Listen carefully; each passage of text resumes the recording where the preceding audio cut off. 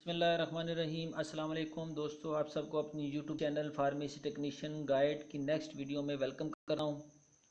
ये channel specially pharmacy technician B category के students के लिए बनाया गया है, जिस पर सिर्फ़ और सिर्फ फार्मेसी से मुतल्लिक वीडियोज़ अपलोड की जाती हैं। तो अगर आप फार्मेसी के स्टूडेंट हैं तो ये चैनल आपके लिए फ़ायदेमंद साबित हो सकता है। तो दोस्तों, आज हम फार्मेसी टेक्नीशियन की फ़र्स्ट ईयर की बुक माइक्रोबायोलॉजी के चैप्टर नंबर 3 के टॉपिक डेफिनेशन ऑफ सेल और प्रोकैरियोटिक एंड यूकैरियोटिक सेल को स्टडी करेंगे और इसके नोट्स तैयार करेंगे।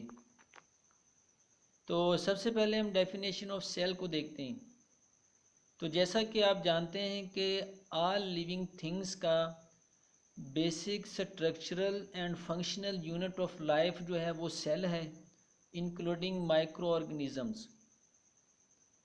तो टाइप ऑफ सेल्स में प्रोकैरियोटिक सेल्स जो कि विदाउट न्यूक्लियस होता है जैसा कि बैक्टीरिया, और सेकंड जो है eukaryotic cell with a nucleus जैसा कि प्रोटोजोआ, फंजाई और अल्जी वगैरह में होता है। तो next, all cells have some common properties, यानी कि तमाम सेल्स में कुछ कॉमन खुसूसियात पाई जाती है। जैसा कि all cells are highly organised, तमाम सेल्स एक मुनज़्ज़म तरीके से तरतीब पाए गए होते हैं। Second, all cells are capable of growth and reproduction, यानी कि तमाम सेल्स में ये खासियत होती है कि वो ग्रोथ करते हैं और अपनी रिप्रोडक्शन करते हैं, यानी कि नस्ल को बढ़ाते हैं। और थर्ड में जी, all cells contain the same heredity molecules DNA, deoxyribonucleic acid, यानी कि तमाम सेल्स में वरासती खसूसियात पाई जाती हैं जो कि वो आगे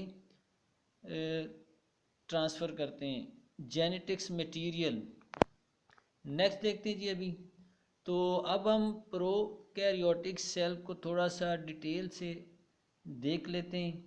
the prokaryotic cell is more simple than eukaryotic, यानी कि जो प्रोकैरियोटिक सेल है वो यूकैरियोटिक सेल की निस्बत सिंपल और सादा होता है। इसमें मेम्ब्रेन बाउंड कंपार्टमेंट्स, यानी कि जो टाइनी स्ट्रक्चर जो ऑर्गेनेलिस साइटोप्लाज्म में पाए जाते हैं, जैसा कि न्यूक्लियस है, राइबोसोम है, माइटोकॉन्ड्रिया, एंडोप्लाज्मिक रेटिक्यूलम है, गोल्जी बॉडीज़ है, सेंट्रियोल्स वगैरह, वो इसमें नहीं पाए जाते। तो इसमें एक बाकायदा से न्यूक्लियस नहीं होता, बल्कि न्यूक्लियस की जगह पे न्यूक्लाइड होता है। और ऑल बैक्टीरियल सेल जो है उनमें सेल मेम्ब्रेन पाई जाती है। सेल मेम्ब्रेन जो है सेमी परमिएबल बैरियर का काम करती है। उसके बाद राइबोसोम जो कि ख़ास किस्म की प्रोटीन है, जो कि act as a protein synthesis, repairing of protein और डैमेज सेल जो होते हैं उसको रिपेयर करती है। क्रोमेटिन बॉडीज़ हैं जो कि डीएनए कॉम्प्लेक्स होता है, और सब्सटेंस ऑफ क्रोमोसोम्स, यानी कि इसमें जेनेटिक्स मटेरियल होता है। एंड मेजॉरिटी है वह सेल वॉल, और ज़्यादातर में सेल वॉल होती है। तो अगर सेल वॉल की बात करें तो सेल को ये शेप प्रोवाइड करती है, और सेल वॉल जो है वो लाइपोपोलिसेक्राइड और पेप्टाइडोग्लाइकेन से बनी होती है। And some have a flagella, तो फ्लैजेला जो है वो मोमेंट एबिलिटी पैदा करता है किसी भी बैक्टीरिया में, और ये हेयर लाइक स्ट्रक्चर होता है। और उसके बाद कैप्सूल्स के बारे में अगर बात करें तो ये एक आउटर लेयर होती है जो कि सेल के चारों तरफ पाई जाती है, जो प्रोटेक्ट करती है फैगोसाइटोसिस से बैक्टीरियल सेल को, यानी कि बैक्टीरिया को फैगोसाइट सेल से बचाने का काम करती है। तो फैगोसाइट सेल हमारे जिस्म में पाए जाते हैं, कि मिसाल के तौर पर जब भी कभी कोई बैक्टीरिया जिस्म में दाखिल होता है तो हमारे जो बॉडी में फैगोसाइट सेल पाए जाते हैं वो इन बैक्टीरिया को निगल लेते हैं। तो निगलने के इस अमल को फैगोसाइटोसिस कहते हैं। तो इससे इसको प्रोटेक्ट करती है। तो नेक्स्ट दोस्तों यहाँ पे आपने इनके जो डिफरेंस है दोनों सेल्स का, उसको आपने अच्छी तरह से अपने जहन नशीन कर लेना है कि किस सेल में कौन कौन से ऑर्गेनेलिज पाए जाते हैं और किस में नहीं पाए जाते, और कौन से इसमें होते हैं कौन से नहीं होते। तो इसको आपने अच्छी तरह से जहन नशीन करना है इस चीज़ को। तो नेक्स्ट देखते हैं जी अब यूकैरियोटिक सेल को। तो all eukaryotic microbial cell have a cytoplasmic membrane. तमाम यूकैरियोटिक सेल में साइटोप्लाज्मिक मेम्ब्रेन पाई जाती है, जिसको सेल मेम्ब्रेन भी कहते हैं। इसके अलावा न्यूक्लियस है, तो एंडोप्लाज्मिक रेटिकुलम है, माइटोकॉन्ड्रिया है, गोल्जी अपरेटस है, cytoskeleton and in some group have a cell wall, chloroplast, glycocalyx. तो अब यहाँ पे अगर हम न्यूक्लियस की बात करें तो ये control centre of the cell कहलाता है।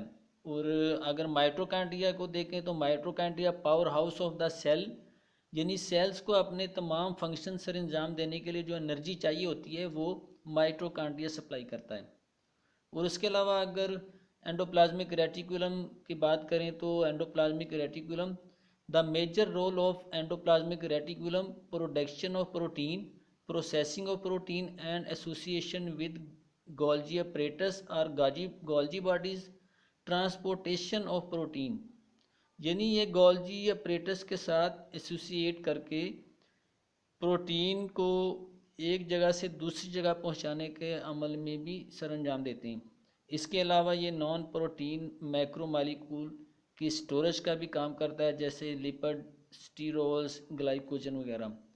तो अब अगर गोल्जी अपरेटस या गोल्जी बॉडीज़ की बात करें तो जैसा कि हमने एंडोप्लाज्मिक रेटिकुलम में देखा कि उसके साथ मिलकर modifying of protein, sorting of protein and packaging of protein and also transportation of protein वगैरह के काम सर अंजाम देती हैं। उसके बाद साइटोस्केलेटन जो है ये सेल को शेप और सेल मूवमेंट को कंट्रोल करता है। और कुछ ग्रुप्स में सेल वॉल पाई जाती है। क्लोरोप्लास्ट जो है वो सिर्फ अल्जी ग्रुप और फंजाई ग्रुप्स में पाया जाता है। तो फोटोसिंथेसिस के अमल के बारे में आप सब जानते होंगे, जिसमें प्लांट्स जो हैं क्लोरोप्लास्ट की मौजूदगी में सूरज की रोशनी को केमिकल एनर्जी में कन्वर्ट करते हैं और इस्तेमाल करते हैं। तो लास्ट में अभी हम देखेंगे the 3 basic layers of eukaryotic cell. तो इसमें सबसे पहले ग्लाइकोकैलेक्स है एंड आउटर मोस्ट बाउंड्री। तो ये सेल की जो बैरूनी लेयर है जो कि इनडायरेक्ट इन्वायरमेंट से इन कॉन्टैक्ट होती है, और ये पॉलीसेकेराइड यानी कार्बोहाइड्रेट से बनी होती है और प्रोटेक्शन में बहुत अहम किरदार अदा करती है। और इसके अलावा जो सेल वॉल है तो ये भी एक सख्त लेयर होती है जो कि सेल को सपोर्ट और शेप फराहम करती है।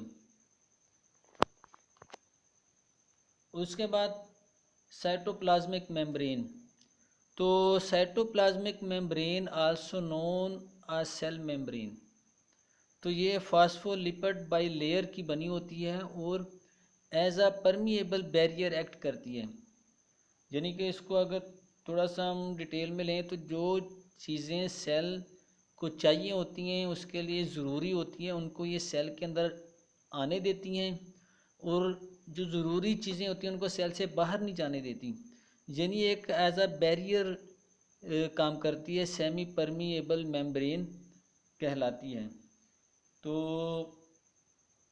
It is also contain sterols.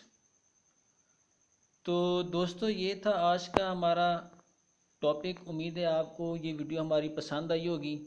तो अगर आपको ये वीडियो पसंद आई हो तो इसको लाइक करें, शेयर करें, और अगर आप इस तरह की और वीडियोस भी देखना चाहते हैं तो उसके लिए हमारे चैनल को सब्सक्राइब करें और बेल आइकन को दबा दें ताकि आपको हमारी आने वाली वीडियोस का नोटिफिकेशन मिलता रहे। अल्लाह पाक आपका हामी व नासिर हो।